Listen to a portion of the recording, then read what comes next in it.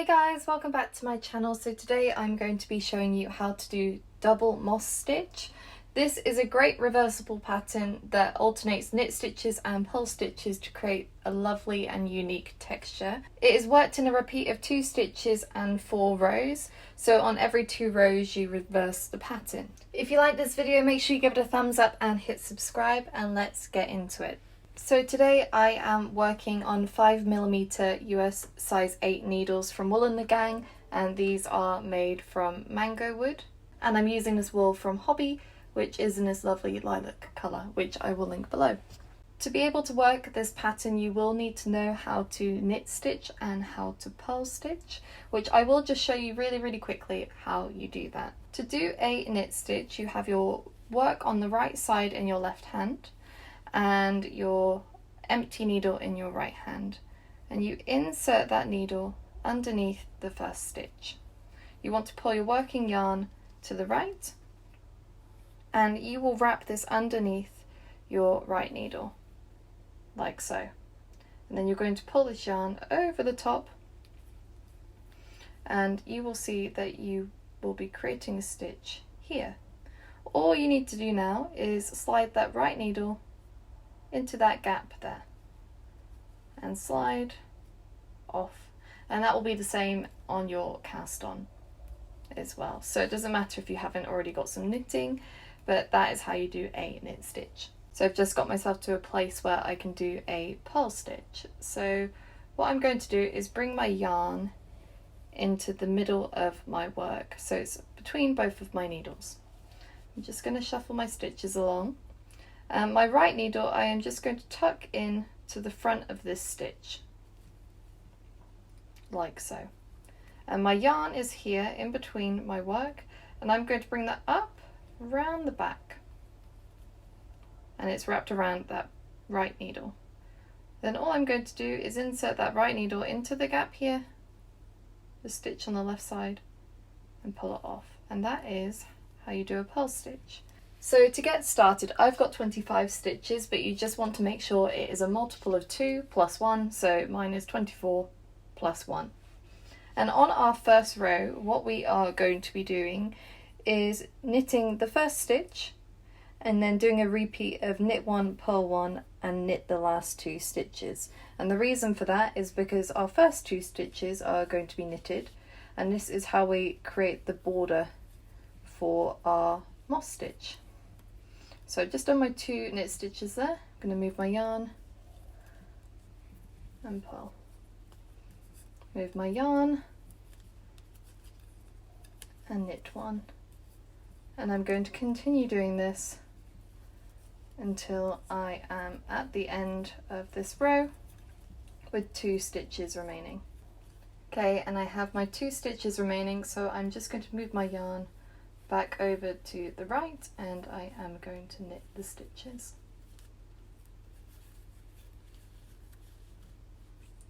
And that is row 1 done.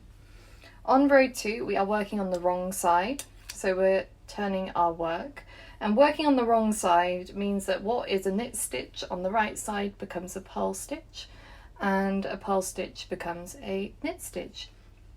So I'm going to work in knit 1, purl 1, and then when I have 1 stitch left I will be knitting it, but as we are working on the wrong side, the knit stitches are purls and the purl stitches are knits. So I'm going to start with what is normally a purl stitch on the right side, and then work a knit stitch,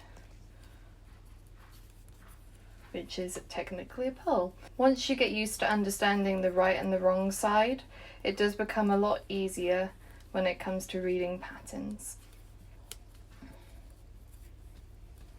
So what I'm going to do is again work in that fashion until I have 1 stitch left, which I will work a knit stitch on the wrong side. So that is our second row done. So we have just finished row 2 and we're going to work row 3. And on this row we are going to start with 1 knit stitch and then work purl 1, knit 1 until the last 2 stitches, in which we'll do purl 1, knit 1. And we're working on the right side this time, so those are normal knit stitches and normal purl stitches. Okay, so let's start row 3. So we are going to knit 1 stitch,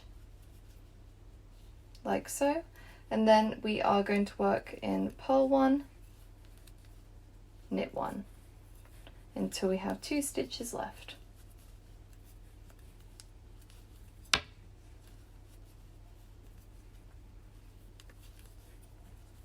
And if you ever get confused on what stitch you need to do, you can see these little bumps here on the purl stitches, which you don't have on the knit stitches.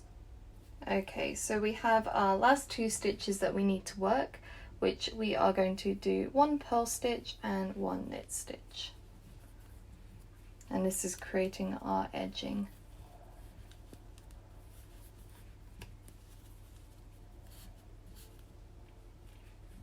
Here you go, so row 3 is done, and what we are going to do is work our final row, which is row 4, and you would just continue those 4 rows again and again to get this pattern. And again, it's reversible, which is great. For row 4, what we need to do is knit our first 2 stitches, which, because we are on the wrong side again, are technically purl stitches.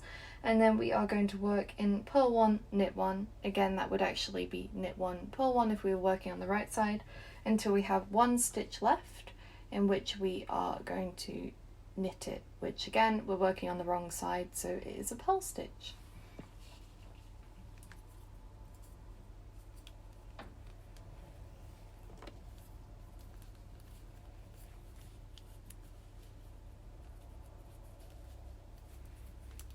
So those are our first 2 stitches knitted, and what we are going to do is now alternate between a knit and a purl on the wrong side.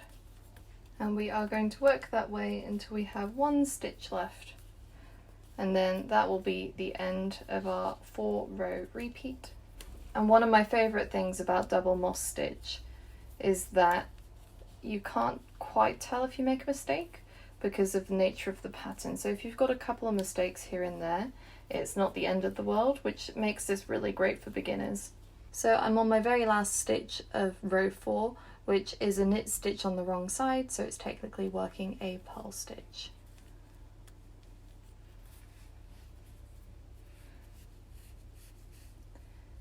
And that is the end of the repeat. So this is what it looks like when you've worked a couple of rows and you've got your pattern in full throw. What's really, really great about this is that, as I've said earlier, you can't see mistakes too clearly, so if you do make any errors, it's not the end of the world. It's reversible, so it looks pretty much identical on either side. If you like this video, make sure you give it a thumbs up and hit subscribe. Let me know in the comments what you want to see next, and I will see you next time.